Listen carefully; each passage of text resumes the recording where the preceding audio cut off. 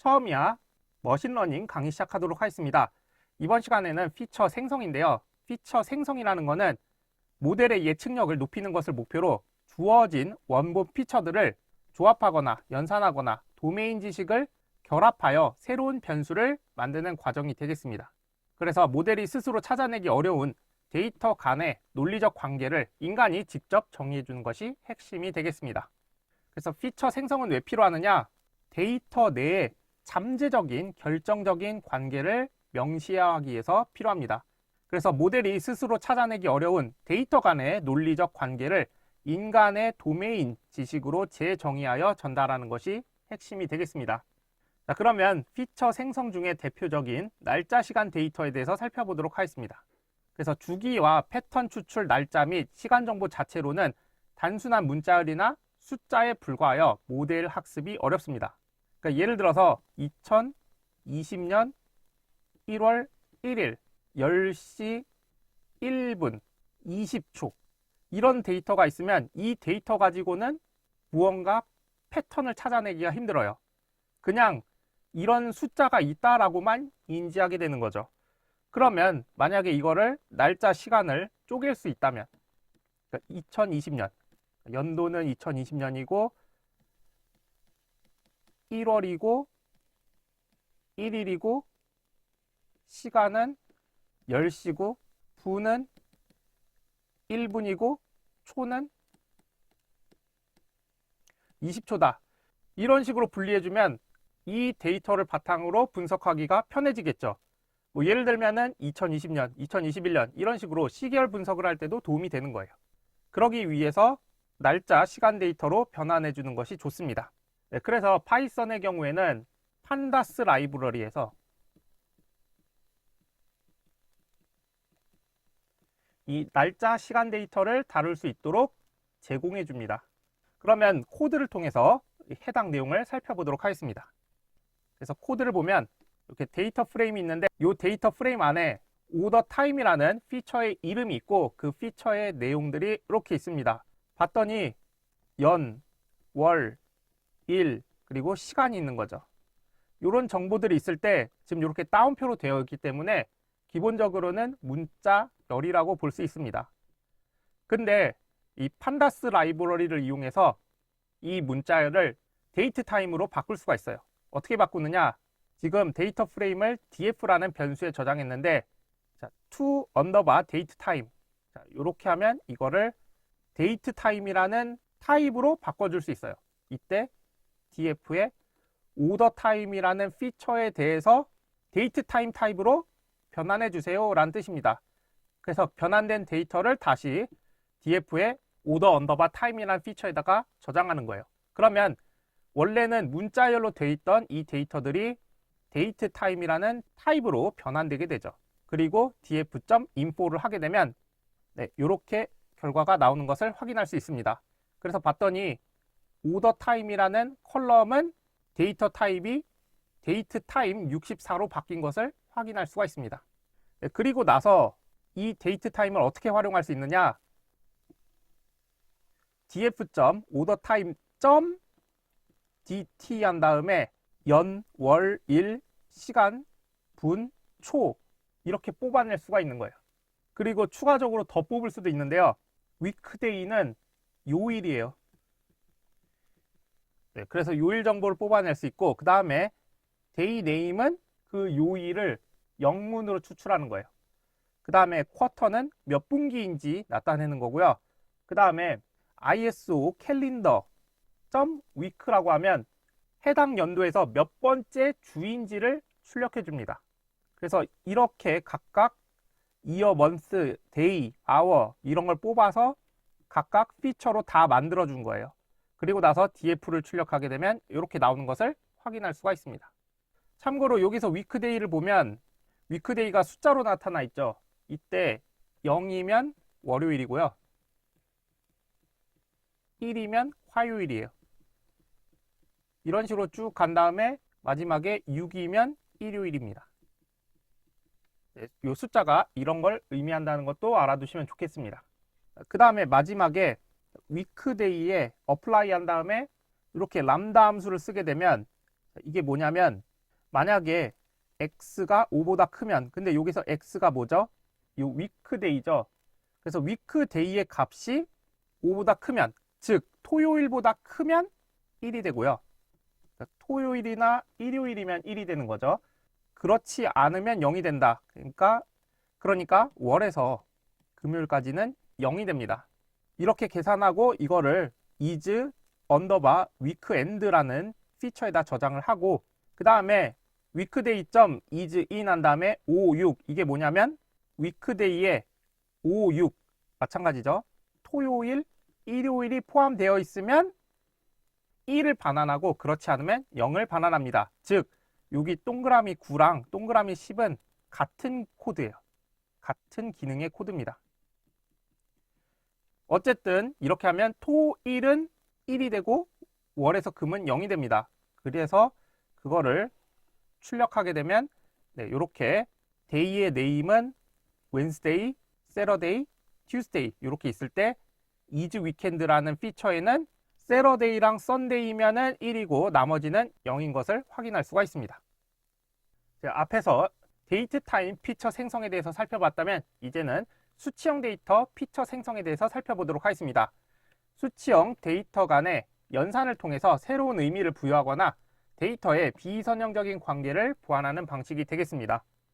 그러면 수치형 데이터에 대해서 진단을 하기 위해서 데이터 분포 진단을 하는데 그때 사용하는 게 QQ플롯이랑 외도입니다. 그래서 하나씩 살펴보면 QQ플롯은 데이터의 정교성을 검증하는 도구가 되겠습니다. 그래서 그래프의 점들이 대각선을 크게 벗어날수록 변환의 필요성이 높음을 의미합니다.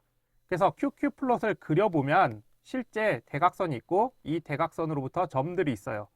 이 점들이 대각선을 많이 벗어난다라고 하면 이 데이터들은 실제 이 정규 분포를 만족하지 않는 거예요. 그러니까 대각선의 QQ플롯이죠. QQ플롯의 대각선의 점들이 많을수록 정규성을 만족해요. 정규 분포 형태를 띠는 거죠. 그럼 반대로 얘기하면 대각선의 점이 적으면 적을수록 정규성에 벗어나기 때문에 변환을 해주는 게 좋습니다. 그래서 이 QQ플롯을 확인하기 위해서는 QQ플롯 그래프를 이용해야 되는데 그거는 stats.proplot 이 함수에서 x는 지금 데이터 자체의 정규성을 확인하는 거니까 x는 데이터를 넣어주는 거고요. 그 다음에 여기 플롯이라는 4개 변수가 있는데 플롯은 그래프를 그려줄지에 대한 얘기예요. 그래서 플롯하고 넌이라고 하면은 그래프를 안 그려요. 그리고 수치를 알려줍니다. 그 다음에 플롯은 한 다음에 PLT, 작은 따옴표 안 붙입니다. PLT라고 하면은 매트플롯 라이브러리를 이용해서 그래프를 그려줘요. 그 다음에 외도라는 게 있는데요. 외도는 기울어진 정도예요. 여러분들 왜곡이라는 말 많이 쓰잖아요. 왜곡됐다. 그때 왜곡이 기울어졌다는 얘기죠.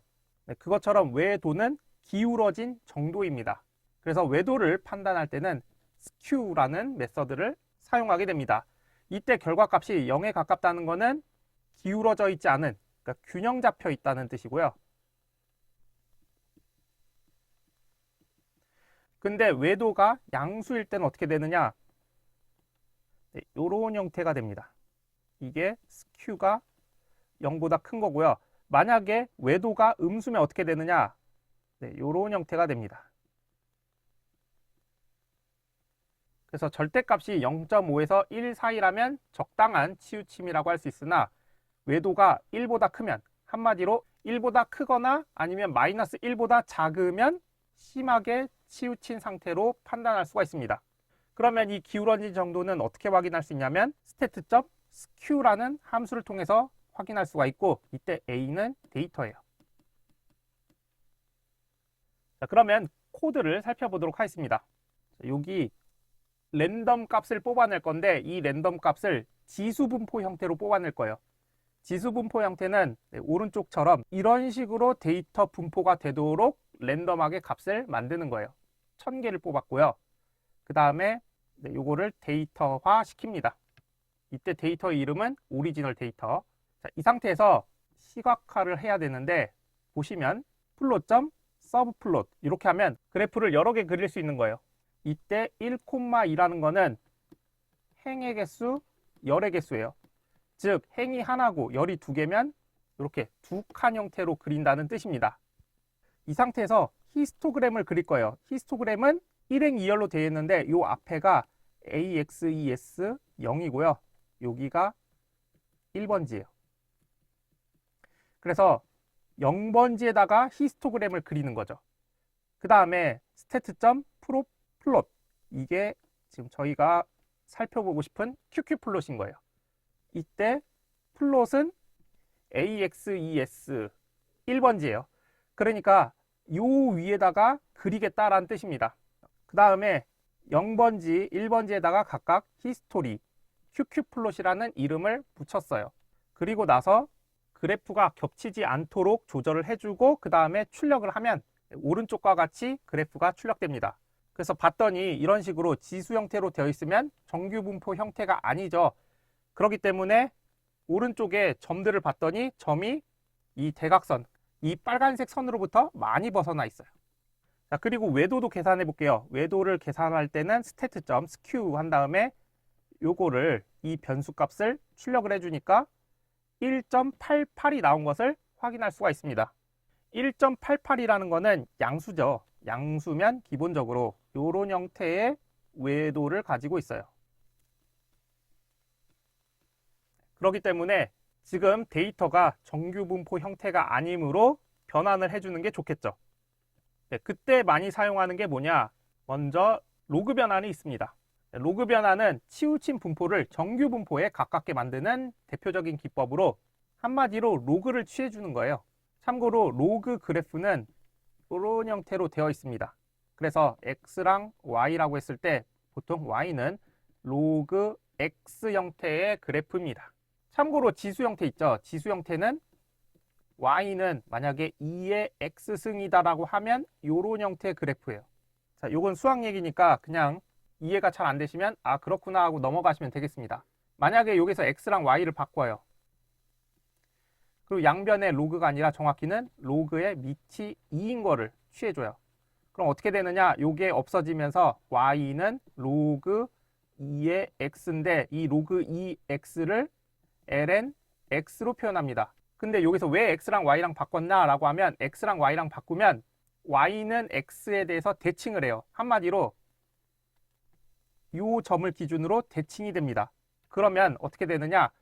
요 그래프는 y는 ln x 형태가 된다는 뜻이죠.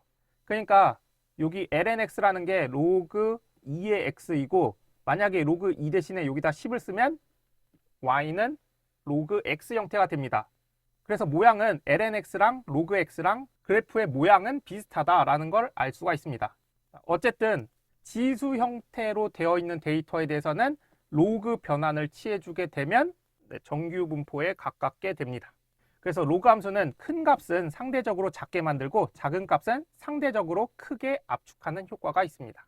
그러면 이렇게 y는 ln x 형태로 만드는 함수가 이렇게 두 개가 있고요. 반대로 로그의 역변환이라는 게 이거예요. y는 2x, y는 2의 x승 이렇게 만드는 게 EXPM1입니다.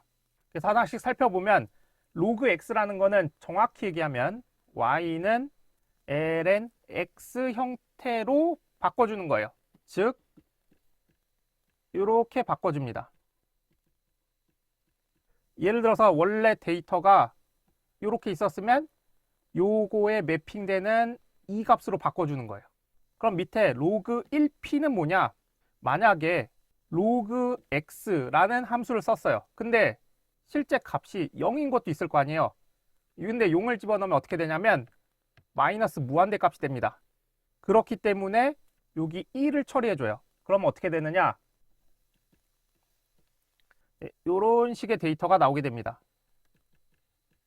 x 플러스 1 이런 결과가 나오기 때문에 만약에 x 값이 0이더라도 값이 나오게 됩니다. 그래서 로그 변환을 해주는 게 두 개가 있고요. 그 다음에 EXP M1은 뭐냐? y는 2의 x승, 요게 지수였죠. 이 지수 형태로 바꿔주는 거예요. 근데 M1이라는 게 마이너스 1입니다. 그럼 여기서 1을 빼주는 거예요. 네, 이렇게 하면 이런 형태의, 그러니까 여기 값들이 전부 다 1씩 빠진 형태로 그래프가 그려집니다. 네, 그래서 이런 세 가지 형태이고, 그래서 일반적으로는 요것과 요거를 많이 쓰죠. 그래서 여러분들이 알아야 될 건 뭐냐? 핵심은 만약에 데이터가 이런 식으로 그 지수 형태로 돼 있다면, 아니면 반대로 이런 식으로 돼 있다면 로그 변환을 해주면 되고요. 만약에 데이터가 이런 형태, 그러니까 로그 형태로 나타난다 라고 하면 EXPM1을 써서 지수 변환을 해주게 되면 정규 형태로 바뀌게 됩니다. 자, 그래서 코드를 보면 np.log1p 이렇게 한 다음에 데이터를 넣어줘요. 참고로 이 코드는 아까 qq플롯이랑 외도 계산했을 때 그 코드를 이어서 진행하는 거예요. 자, 그래서 데이터를 넣어줍니다. 그러면 데이터 언더바 로그라는 변수에다가 이 값을 넣어주고, 그 다음에 시각화를 시킬 건데, 이때 0번지에다가는 히스토그램, 그리고 1번지에다가는 프로플롯, 그러니까 qq플롯을 그릴 거예요. 그래서 각각 데이터 언더바 로그를 넣어줬어요. 데이터 언더바 로그를 넣어주고 그 다음에 출력을 해주면 아까보다는 좀 더 정규 분포에 가까워집니다. 그래서 qq플롯을 봤더니 아까는 막 이쪽 데이터들이 대각선으로부터 많이 멀었는데 지금 안으로 많이 들어온 것을 확인할 수가 있습니다. 그럼 정규성에 대해서 살펴봤고, 이번엔 구간화에 대해서 살펴보도록 하겠습니다. 이거를 비닝이라고 하는데, 나이처럼 연속적인 수치형 변수를 10대, 20대, 30대와 같이 몇 개의 범주형 구간으로 나누는 기법이 되겠습니다. 이렇게 하면 복잡한 패턴을 더 단순하고 안정적으로 학습할 수가 있습니다. 그래서 구간화가 필요한 이유는 비선형 관계를 포착하기 위해서입니다. 그래서 나이와 소득 관계처럼 특정 구간에서만 다른 패턴이 나타나는 비선형 관계를 모델이 쉽게 학습할 수가 있습니다. 그리고 이상치 영향을 감소시킬 수 있는데요. 매우 크거나 매우 작은 이상치들이 특정 구간에 포함되어 있으면 전체 모델에 미치는 영향을 줄여줍니다. 그러면 이 구간화가 필요한 이유를 예를 들어서 조금 더 설명을 드리도록 하겠습니다. 나이랑 자산이라고 해볼게요. 그러면 일반적으로는 나이가 증가하면 자산이 증가하는 것처럼 생각되지만, 실제로는 20대는 소득이 낮지만 30대, 40대 이렇게 직장을 다니면 소득이 쌓이기 시작하죠. 그러다가 50대, 60대 그리고 은퇴를 하게 되면 자산이 감소하게 됩니다. 이런 식으로 선형 관계가 아니기 때문에 비선형 관계를 표현할 때 10대, 20대, 30대와 같이 나눠주면 조금 더 명확하게 나타낼 수가 있습니다. 그 다음에 이상치 영향 감소가 있는데요. 예를 들면 데이터를 뽑았는데 갑자기 41살이 소득이 엄청 높은 거예요. 막 대기업 총수들 한두 명이 껴가지고, 근데 하필이면 막 같은 나이예요. 그러면 특정 나이에서 팍 튀는 경우도 발생할 수가 있습니다. 근데 이렇게 구간화를 하게 되면 그렇게 팍 튀는 것도 구간 안에 있다 보면은 완화가 되죠. 그런 특수 사례들이 구간 안에서 포함이 되어버리기 때문에 이상치에 대해서 어느 정도 컨트롤을 해줄 수가 있습니다. 그러면 구간화에 사용되는 함수들을 살펴보도록 하겠습니다. 이제 두 가지가 있는데요. 하나는 길이를 기준으로 나누는 거고요. 하나는 개수를 기준으로 나누는 거예요. 그래서 길이를 기준으로 나눌 때는 컷을 사용하고요. 개수를 기준으로 나눌 때는 qcut이라는 함수를 사용합니다. 이때 컷에 사용하는 x는 실제 데이터고 b는 나눌 구간의 개수예요. 그래서 최대 최소값을 기준으로 예를 들어서 3이라고 하면은 3등분을 해서 해당 데이터가 어느 등분에 들어가는지를 판단해 주는 거죠. 근데 qcut 같은 경우는 개수를 동일하게 해주기 때문에 예를 들어서 9개가 있다라고 하면 뭐 3개, 3개, 3개 이렇게 쪼개는 거죠. 이때 x는 마찬가지로 구간화할 데이터고요. 그 다음에 q는 잘랐을 때 각각 구간에 몇 개가 들어갈지를 설정해 주는 거예요. 구간에 들어갈 데이터 개수죠. 그리고 라벨스는, 그러니까 레이블스는 구간에 들어갈 라벨의 사용 여부고요. 그 다음에 듀플리케이츠는 특정 값이 너무 많아서 구간의 경계에 겹칠 때, 만약에 드랍을 써주면 중복된 구간을 하나로 합칩니다. 예를 들어서 데이터가 3하고 4밖에 없어요. 근데 이걸 3등분 하려고 해요. 그러면 특정 값이 너무 많게 되면은 구간의 경계가 애매한 경우가 많죠. 그때 이렇게 드랍이라는 값을 써주면 중복된 구간을 하나로 합치기 때문에 오류가 발생하는 문제를 해결할 수가 있습니다. 자, 그러면 코드를 보도록 하겠습니다. 먼저 데이터를 생성하고요. 컷이라는 걸 이용해서 길이를 5등분하는 거예요. 그 다음에 age 언더바 컷 한 다음에 value 언더바 count 이렇게 하면은 5개의 구간들에 대해서 각각 데이터 개수가 몇 개인지를 나타내요. 그리고 점 sort index 하면은 이제 구간이 인덱스로 지정되어 있는데 그럼 작은 구간부터 큰 구간 순서대로 정렬하게 됩니다. 이렇게 하면 1.9에서 20.6까지, 20.6에서 39.2까지 이런 식으로 구간이 정렬된 것을 확인할 수가 있습니다. 그래서 구간에 따라서 데이터가 이렇게 나오는 것을 확인할 수가 있습니다. 그 다음에 동일한 개수로 5개를 나눌 수가 있는데 그때는 q컷을 사용하죠. 그래서 q를 5로 세팅해 줬어요. 그리고 나서 이거를 출력합니다. 이때 데이터의 개수 출력하고 그리고 구간을 작은 순서에서 큰 순서대로 정렬합니다. 이렇게 하면 이렇게 5개 그룹으로 나눴는데 그때 각각 그룹이 3개, 3개, 2개, 3개, 3개 이렇게 나타나는 것을 확인할 수가 있습니다. 그 다음에 구간화랑 관련돼서 예제 하나 더 볼 건데요. 먼저 데이터를 읽어올 거예요. 요거는 사이트에 접속하면은 이 CSV 파일을 읽어서 df 변수에 가져옵니다. 이때 여기 1000이라는 피처가 있는데 이 피처 값을 여러분들이 프린트해서 보면은 yes랑 no로 돼 있어요. 근데 이거를 일단 숫자로 바꿔주고 싶은 거예요. 그러면 어떻게 하느냐? 만약에 이 값이 yes이면 1로 바꾸고 yes가 아니면 0으로 바꾸는 거예요. 그러면 이 0과 1로 바꾼 데이터를 여기 df1000 여기다 넣는 거예요. 참고로 여기서 1000이라는 거는 통신사 고객 이탈 데이터예요. 그래서 통신사에서 이탈하면은 yes, 통신사에서 이탈하지 않으면 no가 되는 거죠. 이런 데이터라고 보시면 되고요. 그 다음에 p컷을 할 거예요. 그러면 이 데이터를 5개의 그룹으로 나누는데 데이터 개수를 기준으로 5그룹으로 나누는 거죠. 이때 라벨을 지정해 줍니다. 5개 그룹이니까 그룹 1, 그룹 2, 그룹 3, 그룹 4, 그룹 5 이렇게 5개로 나눠줬어요. 근데 어떤 데이터를 기준으로 5개 그룹으로 나눌 거냐? 여기 테뉴어라고 있는데 이 테뉴어가 이 데이터셋을 보면은 아시겠지만 서비스 사용 기간이에요. 그래서 사용 기간을 5개의 그룹으로 나누는 거죠. 그리고 나눈 결과를 다시 테뉴어 언더바 그룹이라는 피처로 생성합니다. 그리고 나서 df 변수에 대해서 출력할 건데 x축은 테뉴어 그룹이고 y축은 1000이 되는 거예요. 그러면 서비스 사용 기간을 고객이 100명이면 20명, 20명, 20명, 20명, 20명으로 쪼갠 거죠. 그랬을 때 서비스 기간이 짧으면 고객이 이탈할 확률이 높아지는 거고 그렇지 않을수록 그러니까 장기 고객일수록 이탈 확률이 적어지는 거죠. 이런 그래프를 도출해낼 수가 있습니다. 지금까지 수치형 데이터에 대해서 살펴봤다면 이번에는 범주형 데이터에 대해서 살펴보도록 하겠습니다. 범주형 피처 조합은 서로 다른 범주형 변수를 결합해서 새로운 교차 특성을 생성합니다.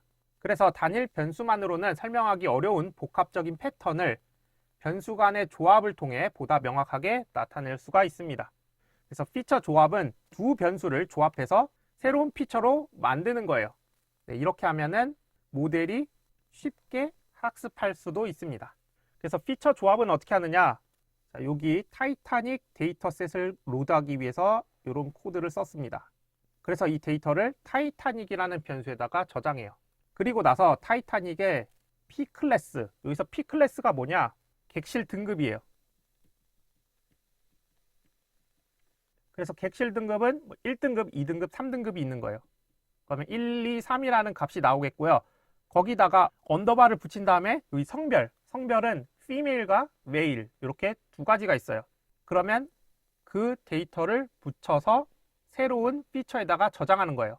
그리고 나서 이 결합된 데이터를 출력하는데 헤드가 있으니까 상위 5개 데이터를 출력해요. 그래서 출력해서 봤더니 3등급, 1등급, 3등급, 1등급 있고 메일, 피메일, 피메일, 피메일 이렇게 있더니 이걸 합쳐보니까 3 언더바 메일, 1 언더바 피메일 이런 식으로 그러니까 새로운 피처가 생긴 것을 확인할 수가 있습니다.